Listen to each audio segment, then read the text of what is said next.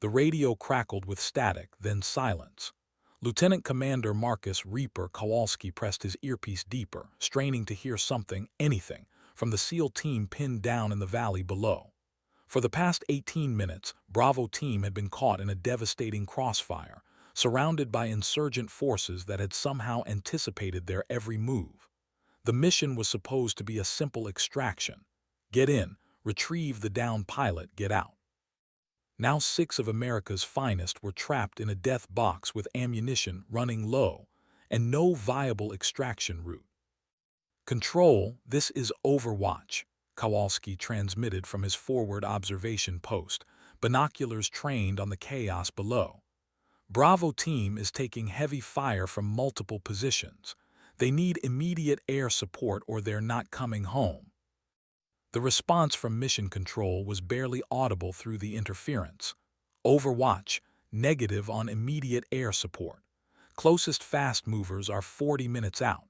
Hold position and maintain Overwatch." 40 minutes. Kowalski knew what that meant. He'd done the math before Control had even finished speaking. 6 SEALs with maybe 10 minutes of ammunition between them, facing an estimated 30 insurgents with superior positioning and unlimited ammo. The math was simple, brutal, and final. Down in the valley, explosions bloomed like deadly flowers around the small cluster of rocks where Bravo team had taken cover. The sound reached Kowalski 3 seconds later, a rolling thunder that seemed to shake the mountains themselves. Through his scope, he could see muzzle flashes from at least 8 different positions, all focused on that one tiny island of American resistance. That's when he heard it, faint at first, barely distinguishable from the wind whistling through the Afghan peaks, a low rumble growing steadily louder. Kowalski lowered his binoculars and tilted his head, listening. The sound was wrong for this altitude, wrong for this terrain. It was the deep, distinctive growl of twin General Electric TF-34 engines, but that was impossible. Warthogs didn't operate in this region. The terrain was too mountainous, too unpredictable for close air support aircraft. Yet the sound grew stronger, accompanied now by something else that made Kowalski's blood run cold. The high-pitched whine of targeting systems cycling through acquisition modes. Someone was painting targets down there, and they were doing it with surgical precision. "Control," Kowalski whispered into his radio, his voice tight with disbelief. "I'm picking up inbound aircraft. Single A-10, bearing 270, low and fast. Please advise, is this one of ours?" The silence that followed lasted exactly 12 seconds. When Control finally responded, there was something in the operator's voice that Kowalski had never heard before, uncertainty mixed with what sounded almost like fear. The insurgent forces in the valley had heard it too. Their disciplined fire began to waver as heads turned skyward, searching for the source of that ominous mechanical growl that seemed to be coming from everywhere and nowhere at once. In their moment of distraction, Bravo team's leader, Chief Petty Officer Rodriguez, seized the opportunity to check in.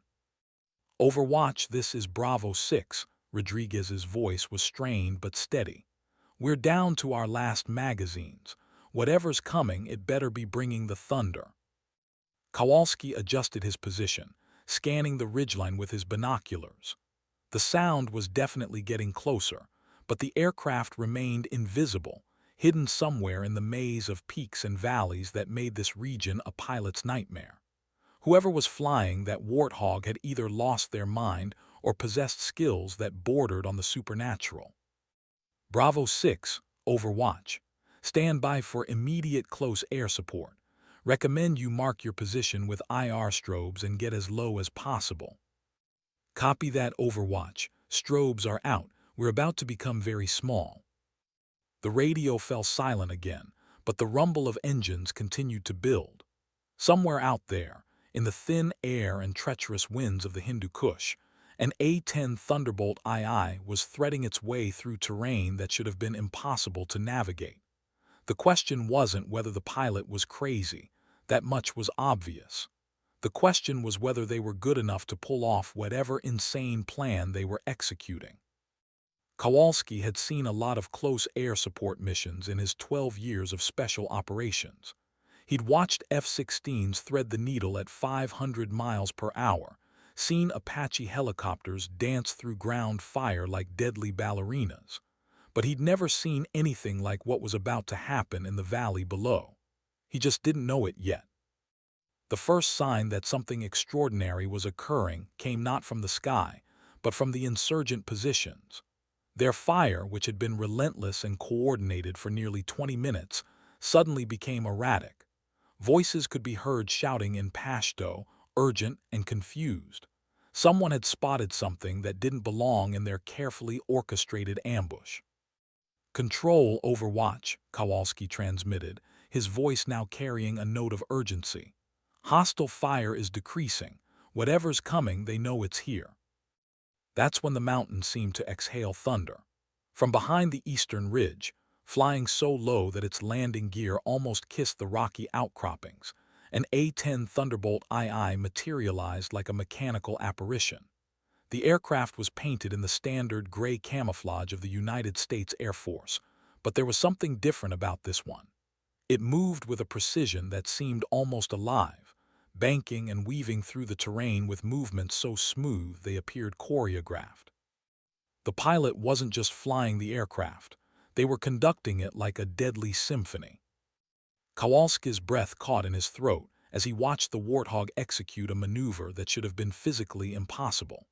Banking hard left around a granite spire, the aircraft rolled inverted for exactly 3 seconds before snap-rolling back to wings level, all while maintaining an altitude that couldn't have been more than 50 feet above the valley floor. The pilot had threaded a gap between two rock formations that was barely wider than the aircraft's wingspan. "Jesus Christ," Kowalski whispered, forgetting radio protocol entirely. The A-10's GAU-8 Avenger cannon began to speak, and when it did, it spoke in a language that every combatant in the valley understood. The deep, rhythmic thunder of 30mm depleted uranium rounds fired at a rate of 3,900 rounds per minute. But this wasn't the wild, suppressive fire that characterized most close air support missions. This was something else entirely. Each burst was precise, calculated, surgical. The first target eliminated was a machine gun nest positioned on the northern slope. The A-10's cannon fired for exactly 2 seconds, walking a line of destruction across the position with such precision that the neighboring fighting positions remained completely untouched. The insurgents manning the position simply ceased to exist, their weapon reduced to twisted metal and their position to smoking crater. Rodriguez's voice crackled through the radio, filled with disbelief. "Overwatch, did you see that? That's the finest piece of flying I've ever witnessed." But the mysterious pilot wasn't finished. Banking hard right, the A-10 began another impossible approach run, this time targeting a mortar position that had been dropping rounds dangerously close to Bravo Team's location. The aircraft's approach vector required flying through a narrow canyon that funneled wind currents in unpredictable directions, a death trap for any aircraft, let alone one moving at the A-10's current speed. Kowalski watched in amazement as the Warthog entered the canyon at a slight angle, using the wind currents to help guide its trajectory rather than fighting against them. The pilot had read the terrain like a book, understanding exactly how the mountain winds would affect the aircraft's flight path and compensating with movements so subtle they were almost imperceptible. The second cannon run lasted 3 seconds and eliminated not just the mortar position, but 2 additional fighting positions that had been providing cover fire. The pilot had somehow calculated angles and trajectories that allowed the GAU-8's rounds to impact multiple targets during a single pass, using ricochets and overpenetration to maximum effect. In the space of less than 60 seconds, the tactical situation in the valley had been completely reversed. What had been a hopeless last stand for Bravo Team had become a rout of the insurgent forces. But the most remarkable thing wasn't the destruction the Mysterious had wrought. It was the precision with which it had been delivered. Not a single round had landed within 50 meters of the SEAL team's position, despite the fact that several of the targeted positions had been almost on top of them. The pilot hadn't just saved Bravo team. They had done it without putting the SEALs at any additional risk. In the unforgiving world of close air support, that level of precision was considered legendary. "Bravo 6, Overwatch," Kowalski called out, his voice filled with professional admiration. "Your close air support has just redefined the meaning of danger close." Rodriguez's response came back immediately. "Overwatch, we need to know who that pilot is. I've got 6 SEALs down here who want to buy them a drink." But even as Rodriguez spoke, the A-10 was already disappearing behind the western ridge, its distinctive engine noise fading back into the mountain winds as quickly as it had appeared. The entire engagement had lasted less than 3 minutes, but in that brief span of time, someone had demonstrated flying skills that would be talked about in ready rooms and briefing halls for years to come. Kowalski keyed his radio to contact Mission Control. "Control, Overwatch. Request immediate identification of the A-10 that just provided close air support to Bravo team. Pilot needs to be commended for exceptional performance under impossible conditions." The response from Control came back after an unusually long delay. "Overwatch, we show no A-10 assets in your operational area. Please confirm aircraft type and markings." Kowalski stared at his radio for a moment, certain he had misheard. "Control, Overwatch. Confirm A-10 Thunderbolt II, Standard Air Force Gray Camouflage, tail number." He paused, realizing that in all the excitement of watching the impossible flying display, he had forgotten to note the aircraft's identification numbers. "Overwatch, Control. We have no record of any A-10 operations in your sector. Closest Warthog assets are stationed 300 miles south at Bagram Airfield." The implication of Control's words hit Kowalski like a physical blow. 300 miles. Even at the A-10's maximum speed, that would require a flight time of over an hour each way, with no guarantee of finding the target area in the mountainous terrain. Yet someone had not only made that journey, but had arrived at exactly the right moment with perfect intelligence about the tactical situation on the ground. Down in the valley, Bravo team was already moving to extract their rescued pilot and egress from the area. The insurgent forces had melted away into the mountains as quickly as they had appeared, leaving behind only smoking equipment and the lingering smell of cordite in the thin mountain air. "Control, Overwatch," Kowalski transmitted again, his voice now carrying a note of insistence. "I need you to pull all flight logs for A-10 operations in the past 6 hours. Someone flew that aircraft, and they just saved 6 American lives." The silence from Control stretched on for nearly 30 seconds before the response came back. "Overwatch, stand by for tasking officer." While Kowalski waited for someone with higher clearance to come on the radio, he continued to scan the ridgeline where the mysterious had disappeared. The mountains had returned to their normal silence, broken only by the distant sound of Bravo team's extraction helicopter approaching from the south. Whatever had just happened, whoever had been flying that aircraft, they had vanished as mysteriously as they had appeared. When the tasking officer finally came on the radio, his voice carried the crisp authority of someone accustomed to being obeyed without question. "Overwatch, this is Colonel Mitchell.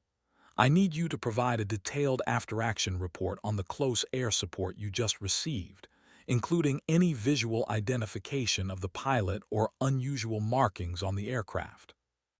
Kowalski took a deep breath before responding. He had been in special operations long enough to recognize when something was happening that operated outside normal channels. "Colonel, the aircraft appeared to be a standard A-10A or A-10C model, Air Force Gray Camouflage scheme. Pilot demonstrated exceptional skill in mountainous terrain flight and delivered precision fire support that neutralized multiple hostile positions without endangering friendly forces." "Did you observe the pilot directly?" "Negative, sir. Cockpit was not visible from my position." Colonel Mitchell's next question carried a weight that seemed to press through the radio. Overwatch, did this aircraft respond to any radio calls from your team? Kowalski realized with a start that throughout the entire engagement, neither he nor Rodriguez had attempted to communicate with the A-10. The aircraft had appeared, delivered its devastating fire support, and disappeared without a single radio transmission. In the world of close air support, where coordination and communication were literally matters of life and death, that was almost unthinkable. Negative, sir. No radio contact was established. The silence that followed lasted nearly a minute.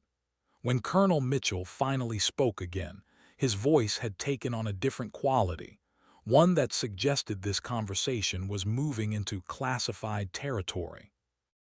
Overwatch, you are directed to submit your after-action report through encrypted channels only. This incident is now classified at the level of secret. You will not discuss these events with anyone not directly involved in the operation. As Kowalski acknowledged the classification order, his mind raced with questions that he knew would never be answered. Somewhere in the maze of mountains surrounding him, a pilot had just performed what could only be described as a miracle of aviation. They had appeared exactly when needed, delivered precisely the right amount of firepower, and disappeared without a trace. In his 12 years of special operations, Kowalski had learned that the most important missions were often the ones that officially never happened. As he watched Bravo Team's extraction helicopter disappear into the southern sky, carrying 6 SEALs who would live to fight another day, he couldn't shake the feeling that he had just witnessed something that would become legend. What he didn't know was that 200 miles away, at a small forward operating base that didn't appear on any official maps, an A-10 Thunderbolt II was touching down on a hastily constructed airstrip. The aircraft's engines were still ticking from the heat of hard flying, and its GAU-8 cannon was noticeably lighter after expending nearly 400 rounds of 30 ammunition. As the aircraft rolled to a stop, the cockpit canopy opened with a hydraulic whine, revealing a pilot whose face was hidden behind the dark visor of a standard-issue flight helmet. Ground crew rushed to the aircraft, but their movements were precise and practiced. This wasn't the first time this particular drama had played out. The pilot climbed down from the cockpit with the fluid movements of someone who had performed this routine thousands of times. Despite the bulky flight suit and survival gear, there was something graceful about the way they moved, a efficiency of motion that spoke of years of training and experience. It wasn't until the pilot removed their helmet, allowing a cascade of auburn hair to fall across their shoulders, that the full scope of what had just occurred began to become clear. Captain Mackenzie Ghost O'Malley was 56 in her flight boots, weighed 135 pounds soaking wet, and had just single-handedly saved 6 Navy SEALs from certain death while flying a mission that officially didn't exist. As she walked toward the operations building, her flight suit unzipped to the waist to help cool down from the intense heat of low-altitude flying. None of the ground crew made eye contact. They had learned long ago that Captain O'Malley preferred to debrief her missions in private, without the usual congratulations and backslapping that followed successful close air support missions. What they didn't know was that Ghost had her reasons for avoiding the spotlight. Reasons that went back 5 years to another valley, another impossible mission, and a mistake that had cost lives. The very skills that had just saved Bravo Team were the same skills that had once failed when it mattered most. She entered the operations building and made her way to a small room that served as her private office. The walls were bare except for a single photograph.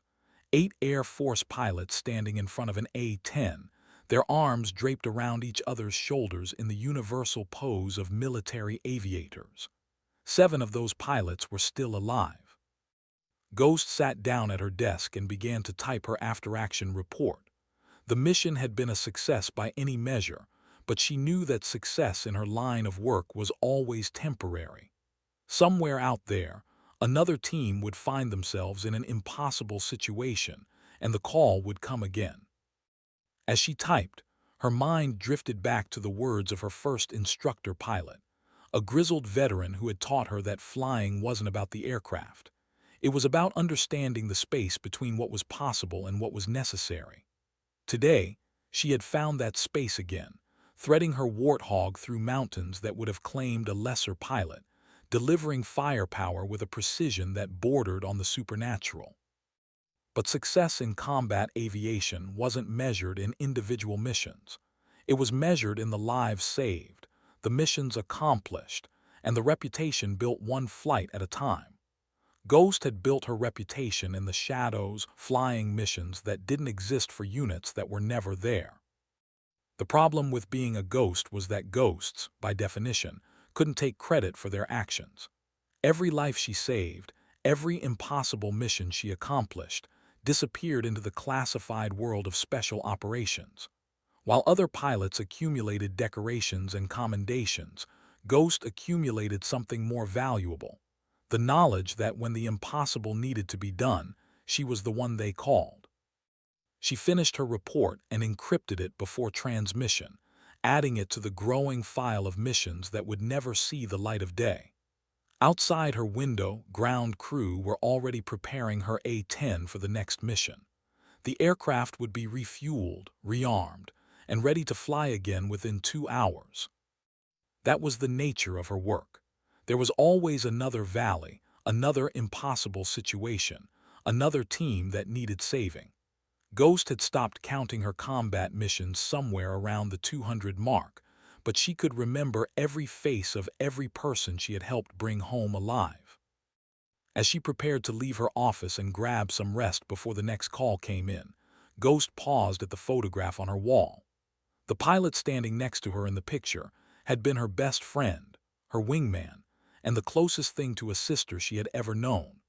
Captain Jennifer Sparrow Chen had died in this same type of mission 3 years ago, victim of a mechanical failure that had turned a routine close air support mission into a tragedy.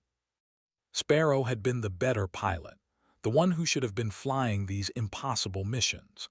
But fate had a way of making choices that defied logic, and now Ghost flew alone, carrying the weight of her friend's memory along with the responsibility of being the Air Force's most closely guarded secret. The irony wasn't lost on her. In a service that prized publicity and recognition, Ghost had become legendary precisely because no one knew she existed. Her exploits were discussed in whispered conversations in ready rooms around the world, always attributed to unnamed pilots flying classified missions. She was the A-10 pilot who had single-handedly held off an entire Taliban battalion to allow a Marine company to extract from an overrun forward operating base. She was the pilot who had flown a damaged aircraft 300 miles through hostile airspace to deliver emergency supplies to a besieged special operations team. She was the pilot who had landed her A-10 on a highway in Iraq to rescue the crew of a downed helicopter. Officially, none of those missions had happened. Unofficially, they had become the stuff of legend among the close-knit community of attack pilots who flew the unglamorous missions that kept ground forces alive. Ghost understood the necessity of secrecy, but that didn't make it any easier to bear. Every successful mission added another layer to her isolation, another barrier between her and the normal world of military aviation. She was 29 years old and had already accomplished more than most pilots would in an entire career, but the nature of her work meant that her accomplishments would die with her. That was the price of being a ghost. You saved lives, accomplished the impossible, and disappeared without a trace. The only reward was the knowledge that somewhere out there, people were alive because of decisions you had made in the space of seconds, flying aircraft through terrain that would have killed anyone else. As she finally left her office and walked toward her quarters, Ghost's mind was already shifting to the next mission. Somewhere in the vast operational areas of Afghanistan, Iraq, Syria, or any of a dozen other countries where American forces operated in the shadows, another impossible situation was developing. When it did, the call would come, and Ghost would climb into her A-10 and disappear into the sky, carrying with her the hopes of people she would never meet and the memories of those she couldn't save. The next morning brought a mission that would test even Ghost's legendary skills.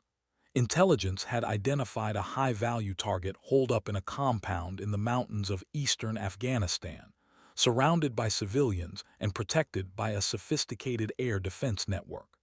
A team of Delta Force operators had been tasked with the capture mission, but they would need close air support to even reach the target area. The problem was that the compound sat in a valley so narrow and deep that conventional aircraft couldn't provide effective fire support.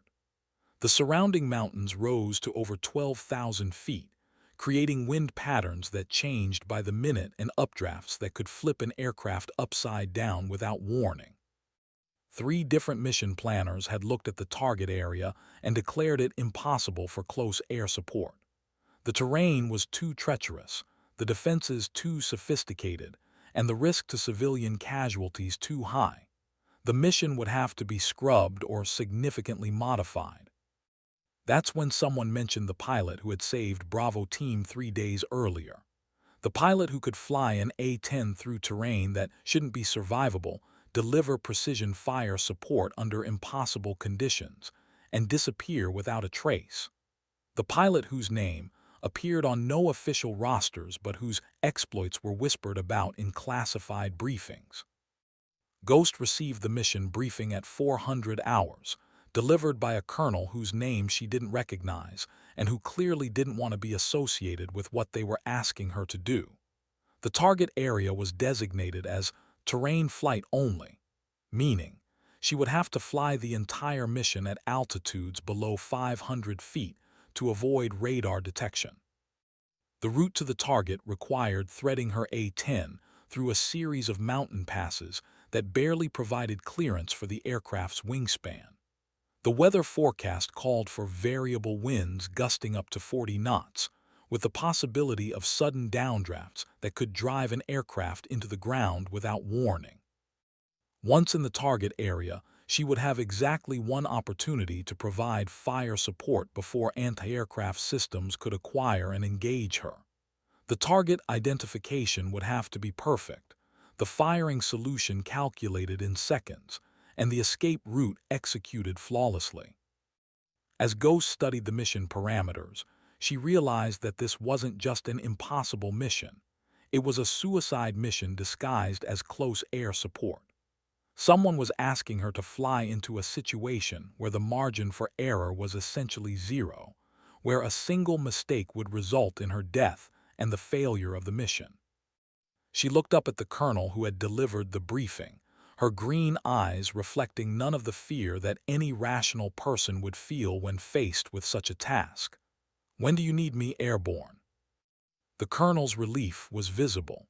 He had clearly expected her to refuse the mission, to point out the obvious fact that what they were asking was beyond the capabilities of any pilot or aircraft. Instead, he was looking at someone who was already calculating flight paths and weapons loadouts. H hour is 1200. The Delta team will be in position at 11:30. You'll have a 15-minute window to provide fire support before they have to abort. Ghost nodded and stood up from the briefing table. 15 minutes to fly through some of the most dangerous terrain in the world, identify and engage multiple targets with surgical precision, and escape before sophisticated air defenses could lock onto her aircraft. Just another day at the office for a Ghost. As she walked to the flight line to begin pre-flight preparations, Ghost's mind was already working through the complex calculations required for the mission. Wind speeds and directions, altitude restrictions, target priorities, escape routes, dozens of variables that would all have to come together perfectly if she wanted to survive the next few hours. Her A-10 sat on the tarmac like a predatory bird, its gray camouflage paint making it almost invisible in the pre-dawn darkness. Ground crew had loaded it with a carefully selected mix of 30 ammunition for the GAU-8 cannon, AGM-65 Maverick missiles for precision strikes, and additional fuel for the extended flight to the target area. Ghost conducted her pre-flight inspection with the methodical thoroughness that had kept her alive through 200-plus combat missions. Every rivet, every control surface, every system was checked and double-checked. In the unforgiving environment she was about to enter, mechanical failure wasn't just inconvenient, it was fatal. As she climbed into the cockpit and began running through her pre-start checklists, Ghost's mind focused on the mission ahead. She had flown in worse conditions, engaged more heavily defended targets, and survived situations that had killed better pilots. But this mission felt different somehow, as if the stakes were higher than just the lives of the Delta team she would be supporting. At 800 hours, Ghost fired up the A-10's twin engines and began her taxi to the runway. The familiar rumble of the TF-34 engines was like a comfortable conversation with an old friend, each vibration and sound telling her something about the aircraft's condition and readiness. As she lined up on the runway and advanced the throttles for takeoff, Ghost's radio crackled with a transmission from the tower. Ghost Tower. Wind is 270 at 15, gusting to 25. Visibility unlimited.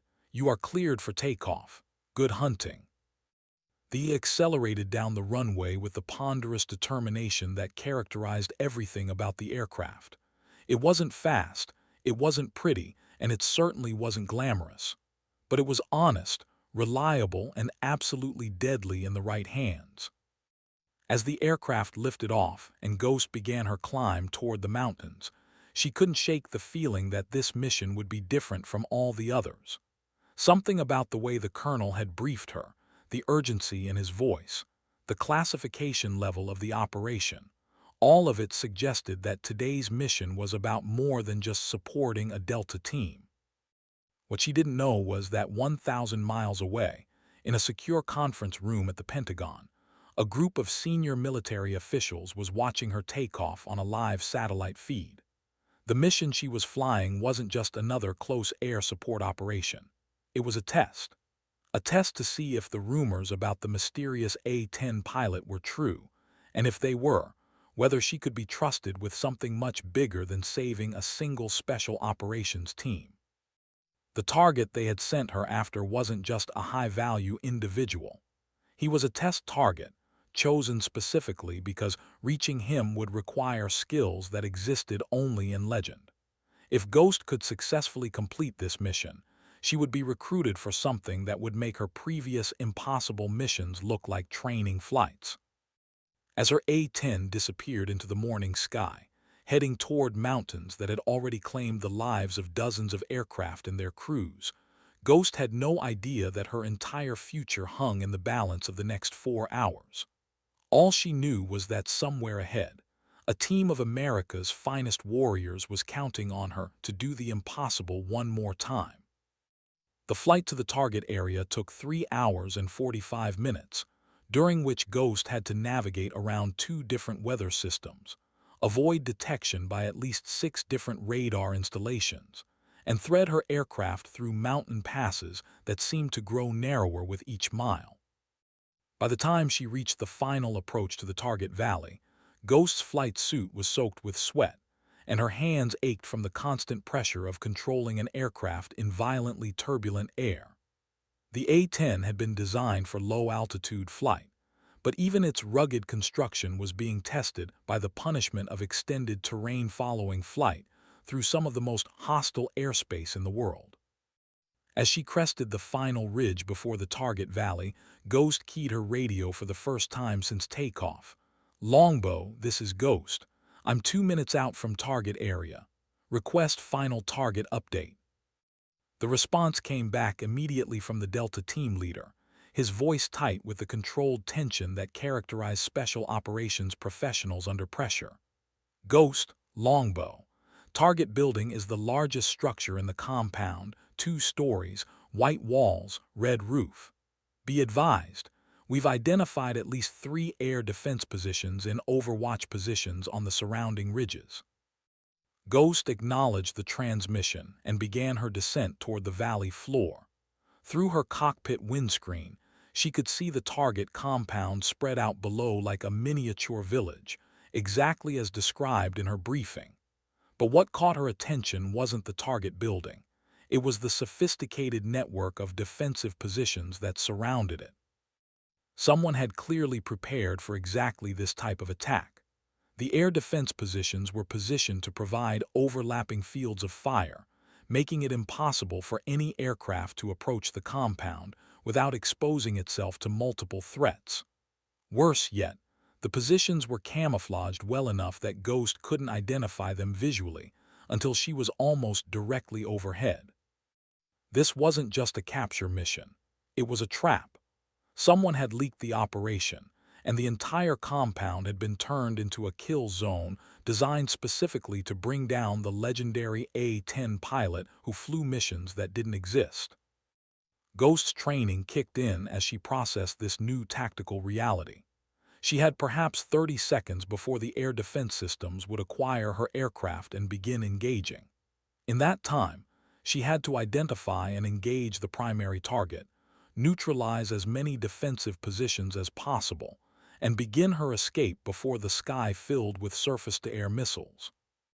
The solution came to her in a flash of inspiration that combined years of combat experience with an understanding of physics that bordered on the intuitive.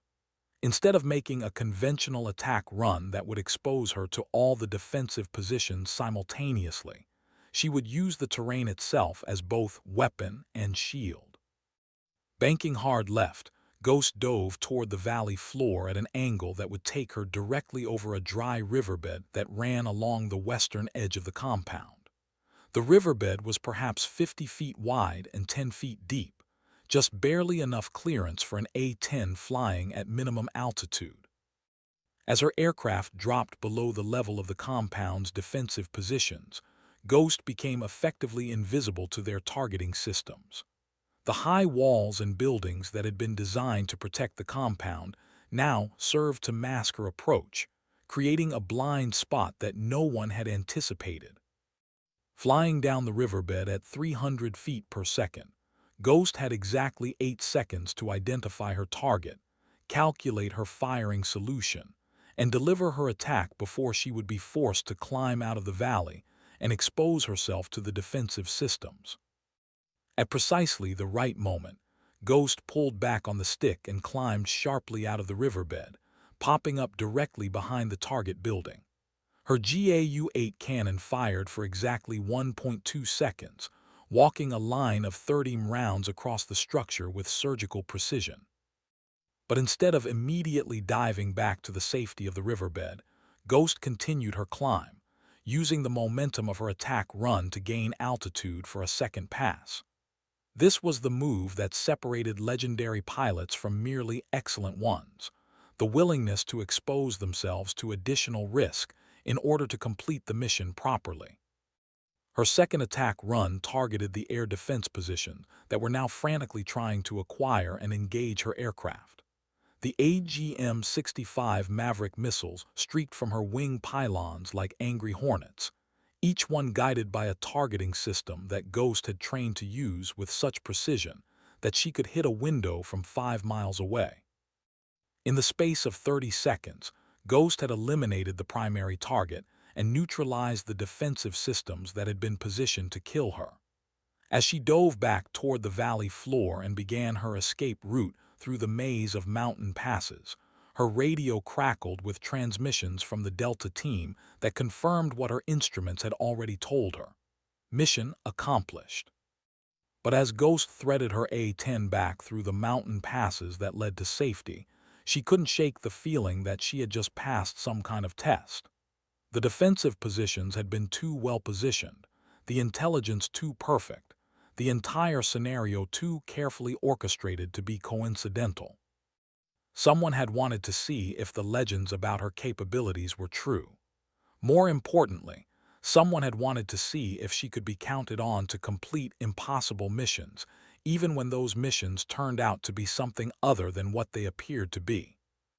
As her A-10 emerged from the mountains and began the long flight back to base, Ghost's radio crackled with a transmission that confirmed her suspicions. "Ghost, this is Control," Upon landing, you are directed to report immediately to Building 47 for a classified briefing. Congratulations on a successful mission. Building 47 was where the missions that didn't exist were planned by people whose names didn't appear on any organizational charts. Ghost had never been summoned there before, but she had heard whispers about what went on behind its unmarked doors. As she settled in for the long flight home, Ghost realized that her career was about to change in ways she couldn't yet imagine. The mission she had just completed hadn't been about capturing a high-value target. It had been about proving that she was ready for something much bigger, much more dangerous, and much more important than anything she had done before. 3 hours later, as Ghost's A-10 touched down on the runway and rolled to a stop, a black sedan was already waiting beside the taxiway.